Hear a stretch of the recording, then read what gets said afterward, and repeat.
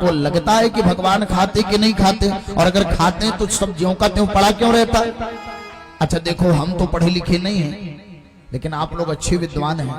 अच्छा जरा ईमानदारी से बताओ, जो आपकी पुस्तक में लिखा है, मान लो लिखा है लाला जी ने केला खाया, उसका छिलका वहीं गिराया, अच्छा वो किताब में भी लिखा है और आपके माइंड में भी सेट हो गया।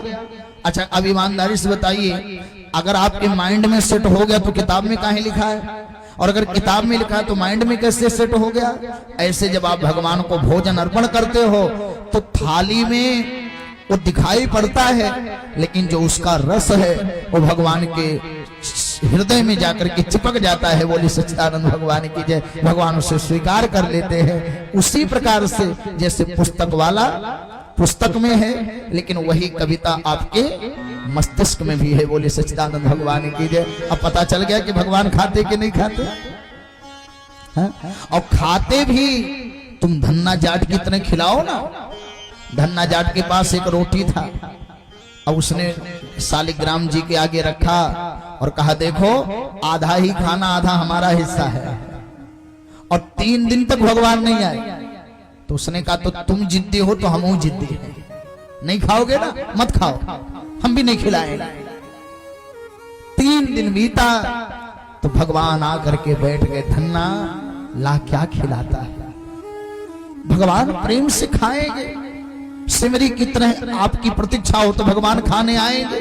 यहाँ तो भोगवा लगाने वालों को आप देखना, जैसे भोजन भगवान के सामने रखा, अभी भगवान वहां से चले कि नहीं चले तो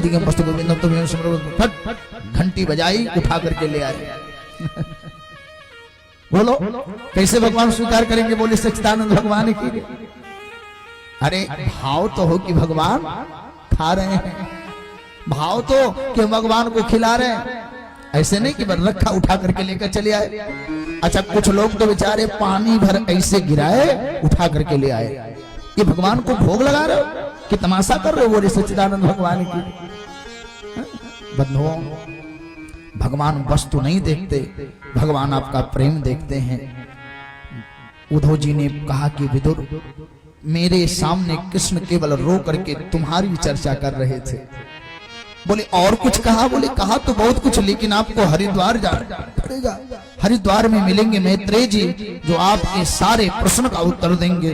उद्धव जी के कहने पर विदुर जी चले गए हरिद्वार, और हरिद्वार में जब पहुंचे तो वहां पर एक महात्मा बैठे हैं जिनका नाम है मैत्रेय मुनि। क्या नाम है?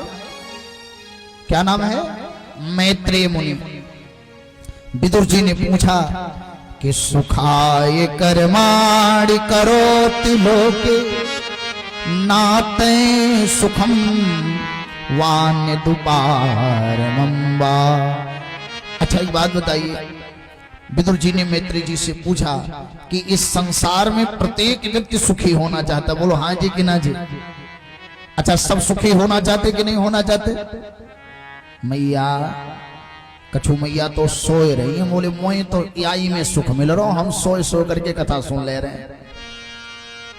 कहो दादा भी खूब प्रेम से सोए सोए करके कथा सुन ले रहे हैं। थोड़ो जाग जाइयो, है सब